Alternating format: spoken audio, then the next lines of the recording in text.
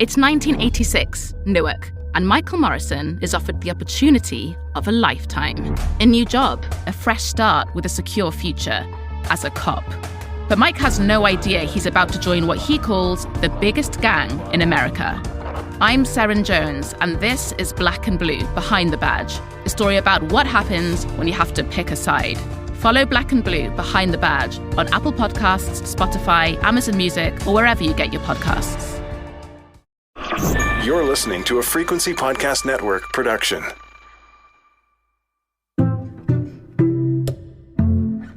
You're not supposed to judge a book by its cover. But what about judging it by one little quote on the very top of the cover in small print? A quote that says something almost completely generic, like a non-stop thrill ride. Actually, wait. What about judging the book not by that quote itself, but by the name of the person to whom it's attributed? The person who has allegedly already taken that non-stop thrill ride and come away impressed. This would seem silly if it wasn't for the fact that it happens all the time, if it wasn't a driving force in the publishing industry. It's not just people looking for something new to read, but booksellers looking for titles to place in the window, or websites looking for books to review. You can forget judging books by their covers. We judge them by their blurbs. And the world of book blurbs is one of those worlds that's absolutely mystifying to outsiders. How does one go about getting a famous author to blurb your book?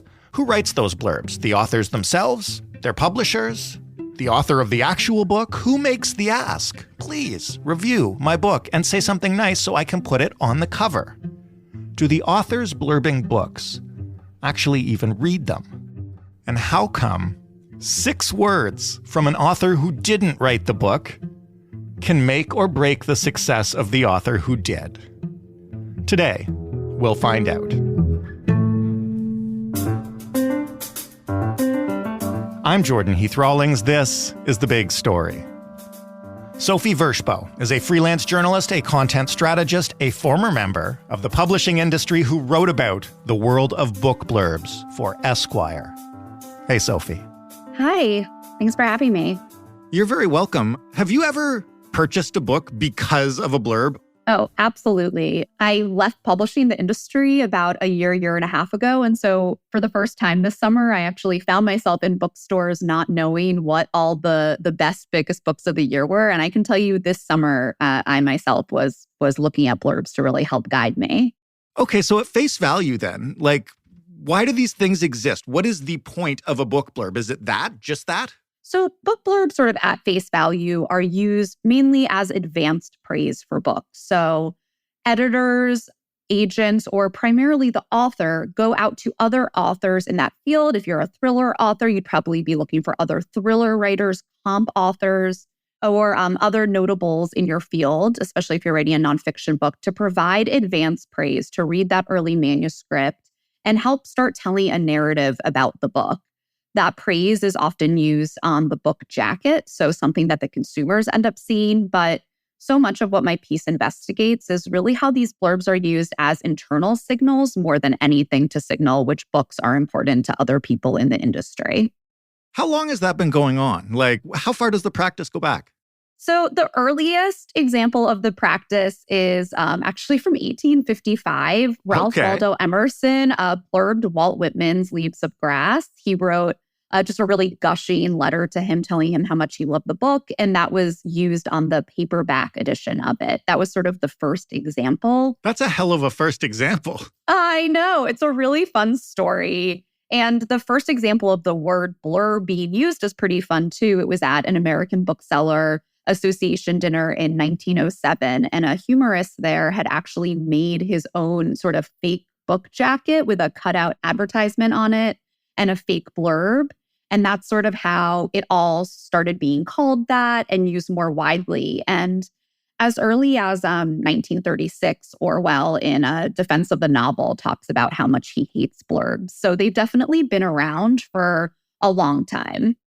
Well, it's really interesting because you just mentioned, the first one, like Emerson on Whitman is, pretty impressive. And I guess you just kind of indicated that it came from like a place of genuine praise and he was moved to write him this letter. What have book blurbs become? So book blurbs are very common. I worked at two of the big five publishers, Simon & Schuster and Random House, and it was just, commonplace books get advanced blurbs. Right. All the authors I spoke to were deeply embedded in this system. So it's very standard for any author to be doing it at this point as part of publishing. But now it's expected, and so it's very formulaic. You are encouraged to go out and try and get these blurbs for your book no matter what. And so much of the time, it's a constant cycle of requests rather than, a genuine gushing. And those sorts of blurbs certainly still happen every once in a while. Like a big author will just somehow deliver an amazing book blurb sort of out of nowhere, but it's definitely the exception to the system. You mentioned that authors are expected to do this. What is that process like? Can you give me some more details of how you go about it? Absolutely. So as I mentioned, it's most commonly done author to author, but a lot of times your editor or your agent will also help to make those connections.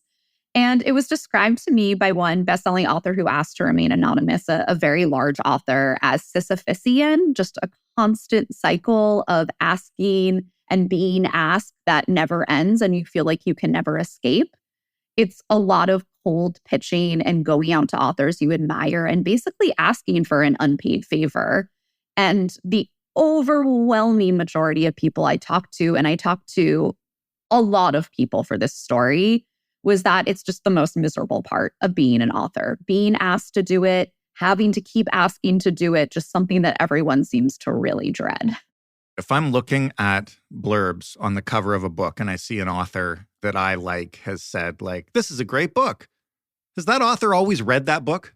No, I don't think we can say that the author has always read the book. And I think even more importantly, that the author hasn't always liked the book.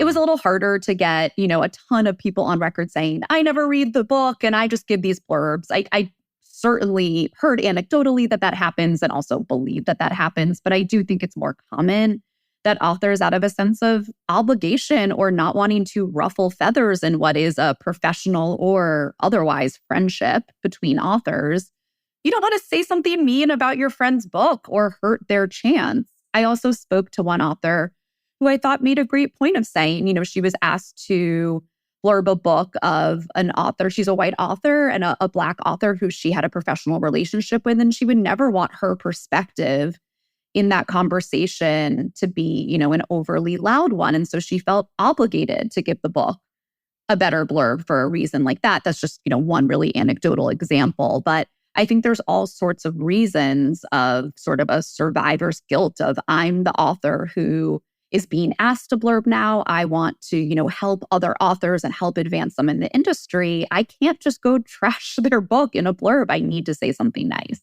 Who gets asked to write these blurbs? I mean, obviously the big names must carry a lot more weight. Like I know dating back about 10 years or so, you started to see like George R.R. Martin being the guy on the front of all those books after Game of Thrones got big, right? And Michael Lewis is on the front of all the like airport nonfiction books. How do those writers handle that? In a stressed and sort of frazzled way, it seems. The larger best-selling authors I spoke to expressed that if they were to do all of the blurb requests they get, they would never have any time to write. And I think there's a really important quote in my article from an author named Clayton Childress, who wrote a book about the publishing industry a few years ago, that there is no middle class in publishing. And that is a thing that I always kind of shock people when I tell them about my experience in the industry, is that we have these authors who drive the bulk of money for publishers. They publish a book every year or every 2 years, and those are the authors that keep the lights on. And then you have mostly everyone else. And that biggest class of authors, the ones who they feel really have the potential to move books in stores because they have so many fans, are the ones who get asked over and over again. What about critical praise or condemnation for a book that gets taken as an excerpt and used on these blurbs? There are lots of stories about this from the film industry, right? Where they will take reviews and they'll take like 3 words in the middle of like a sentence that says this movie's terrible. And it says like, it's not very exciting. And then you see very exciting. Does that happen in blurbs? I mostly explored author to author or, expert to expert blurbs for this rather than editorial praise. I can tell you sort of anecdotally from working in the industry that yes, that absolutely happens. People slice and dice editorial words to get the best editorial blurb possible on the back of the book. What I'm really interested in this piece is how much blurbs affect everything that happens even leading up to a book being on sale. And editorial blurbs primarily come after a book's on sale. And primarily before a book, you're really only looking at trade reviews. And I think they're probably a little less slicey and dicing with those. So what does a blurb do before publication then? We'll talk in a minute about who might see a blurb and buy it, but what does it do before the book ever hits shelves? The way I really look at blurbs, and I think the central thesis of my article is that blurbs are a smoke signal that gets sent up by certain people in the publishing industry to say to other people in the publishing industry, hey, look over here, this book matters. There are so many books published every single year that there is just no way that people working at publishers, whether they be promotion teams, the publishers, or editorial directors themselves, the salespeople, and then going into booksellers could possibly read all those books and make informed decisions on their own of, these are the best books to have.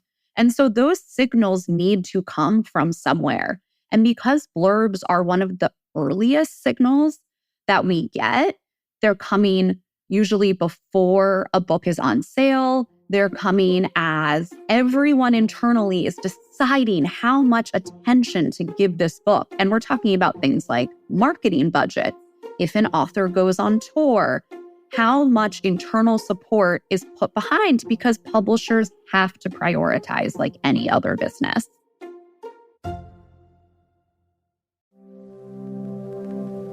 Hey, it's Tara Jean. I hope you're enjoying Heaven Bent. I'm here to tell you how to get ad-free bonus content and early access to episodes right now. All you need to do is subscribe to Heaven Bent Plus on Apple Podcasts.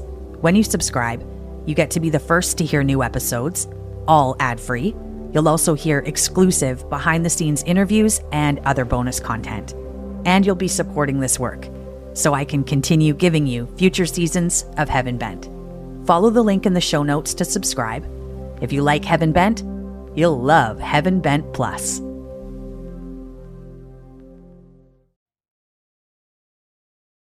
How do authors prioritize, especially ones like Stephen King or George Martin or whomever that must get hundreds or more of these requests? How do they determine which books get their blurbs? So my simplest answer would be, I'm sure that's a personal decision for everyone. But my sort of more real answer is that this is a favor-based economy. This is a connections-based industry like so many other industries. And so a lot of those requests are coming from your agent or from your editor saying, hey, do me a solid, please read this book. I think you'll like it. I think you'd be a good fit for this. So much of what happens to a book in its life cycle and whether or not it succeeds is based on who the author is connected to and how many sort of favors they're able to call in to get their book more attention. It's not the only thing, but it is a major factor in what books get attention. How much of that is publishers leaning on the authors they have a good relationship with and saying, like, this book is our priority, make it your priority, make sure you give us a good blurb on this one? I don't have anyone directly on record in my story saying that, but anecdotally, I feel comfortable saying that, yes, a lot of these things are, sort of comfortable relationships and encouraging that. I think even actually, here's a good example is Gary Steingart, author, is on record as having been one of the biggest blurbers for a long time. It was something he was teased about. I think he had 150 blurbs for a while in sort of the mid-aughts. And he went on record as saying, it's just too many requests now. I can't do it, except for the people I'm friends with, and except for my editor's other clients, and except for my agent's other clients. See, that's honest. There you go. I like that. What makes a good blurb versus a bad blurb? And I'm not talking here about the names underneath it. Obviously, bigger is better. But like, is there any kind of knowledge out there about what people are actually looking for or basing decisions on when they're reading blurbs? I think the place where this comes up the most is often in genre fiction. So in publishing, you have so many different genres. But when I think about ones where people really lean in, you have some of the most voracious readers. I think of romance readers and science fiction readers, thriller readers, people who have a strong affinity for that. And so I actually do oftentimes think the name is the most important thing, is saying, if you liked my book, you will also like this book. I think we'd be really hard-pressed to look across different blurbs and see a huge difference between them. I would do anything to have the time to put into a massive data study project. Right. A word cloud. Oh, God, I would love to see how many times luminous is said. But I do think it really is so much more about the name. One that really does stand out to me is Ta-Nehisi Coates' Between the World and Me. I started at Random House right before that book came out. And so I really came in midway and was able to sort of watch that. It was just such an incredible campaign for such a powerful book. And Toni Morrison submitted a blurb for that saying that he was the new James Baldwin. So I think that there's always sort of a blurb that rises to the top. There's always that exception of one just sort of so remarkable, so telling from someone with that big of a name that can really change the trajectory of a book, both internally and with consumers. In your piece, you describe a little bit of the historical and current inequality in terms of who can secure these blurbs from these big names and who is able to write them. Can you kind of explain that a bit? Absolutely. So, like anything that is based on who you know, if that is a system traditionally based in historical inequity, those connections are going to reverberate out and keep the system very insular. It's a self-reproducing system. And this is hopefully no surprise to any listener, but book publishing is traditionally full of a lot of inequity, especially in terms of who works within the companies and in terms of what books are published. And, during my time in publishing, I certainly saw a lot of incredible people making a lot of effort, but anyone who says that this is not currently still a huge problem would be completely lying to themselves. And when you have systems, again, that are based on your editor making connections for you, your agent making connections for you, if historically that agent or editor has only worked with people of a certain economic bracket or primarily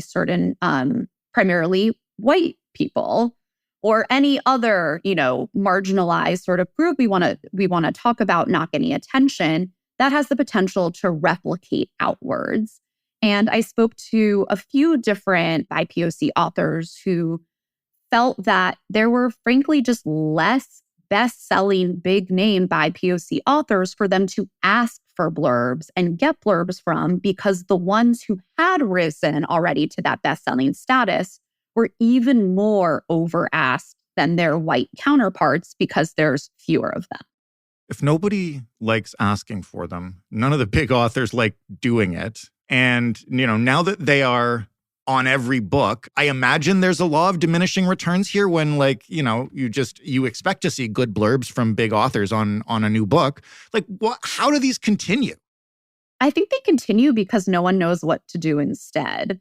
There's also the fact, and I didn't get to touch on this on my article, it was already quite lengthy, but one thing that I wish I'd been able to talk about a little bit was how there's really been diminishing book reviews as well. So those editorial blurbs you mentioned earlier, there's fewer of those to promote the book because there's fewer book editors and fewer magazines and literary journals and all these things that are also relied on, especially as you talk about quotes to put on marketing assets or ways to get booksellers, to pay attention.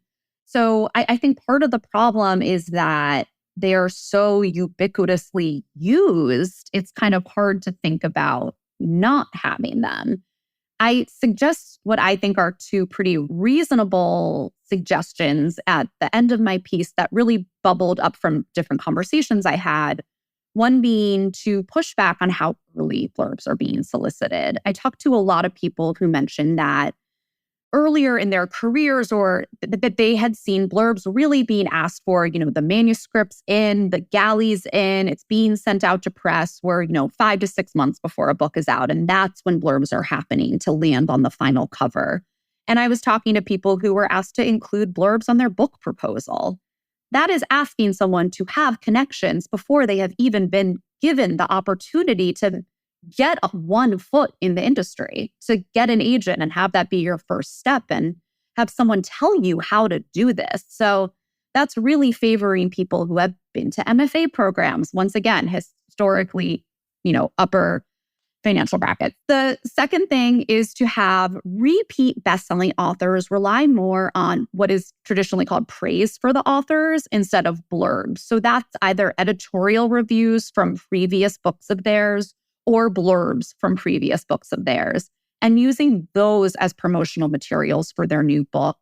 And on the hardcover copy. For the paperback, sure, put new stuff on it, but don't make these best-selling authors keep going out and asking for blurbs time and time again, sometimes every year or every other year. That also frees up best-selling authors to, instead of having to keep giving favors to their other friends in the industry because they're beholden to them because they get blurbs, to free up their time to hopefully blur more debut new voices. That sounds like a solution that would at least improve the value of blurbs to the consumer. Is there an appetite to fix this in the publishing world? And this is kind of the last thing that I want to get into. You kind of talked about it a little bit in terms of, reviews are vanishing, editorial support for book coverage in general is dwindling. Is there an appetite in the publishing industry for finding new paths and shaking things up a little bit? This is a very old media industry. It definitely is. Look, I can tell you the people I talk to are certainly enthusiastic about the idea of changing it. When I report on these publishing stories, I interview a very large amount of people because it's super important to me to make sure that I'm not hearing isolated opinions and drawing conclusions. And the way I get to what I write about in my articles is when one noise is so overwhelming that you think, okay, all these people do really want to change this. I think I'd be naive to say that I actively think that they're going to rise up and, do anything. But I do hope that over time, hopefully this will get a little bit better. I do think one thing a lot of people talk to me about that I do see having the potential to shift this about is social media. I worked in social media within the Big Five. And so the growth of things like Book Talk, Bookstagram, and their ability to move the needle for books. So many authors I spoke to said, please stop asking me to blurb and let me just tweet about your book or let me just post about your book. And so I do see potential that as we start to value other kinds of promotion more, something that, takes a little bit longer within a legacy institution, maybe we can shift that burden off of blurbs. Sophie, thank you for this. Really fascinating discussion. And I love, like I say, a little world within a world. Yeah, absolutely. Thank you so much for having me. Sophie Vershbow, writing in Esquire. That was The Big Story. If you didn't hear, we've got another new podcast. This team, me hosting it. Hopefully, you listening to it. It is called In This Economy. The trailer dropped yesterday. You can find a link to it in our show notes. It'll take you to whatever podcast platform you prefer. So you can subscribe or follow or whatever it asks you to do, and you will get weekly episodes starting on November 2nd. I hope you'll check it out. If you just want to check out The Big Story, you know by now to go to thebigstorypodcast.ca, where you can find every single one of our more than 1,300 episodes. The Big Story is available in every podcast player. And of course, if you want it on a smart speaker, just ask it to play The Big Story podcast. Joseph Fish is the lead producer of The Big Story. Robin Simon is also a producer. This week, Christy Chan led our sound design. Stephanie Phillips is our showrunner. Mary Jubrin is our digital editor. Diana Kay is our manager of business development. I am your host and executive producer, Jordan Heath Rawlings. And we're gone for the weekend. Thanks for listening. We'll talk Monday.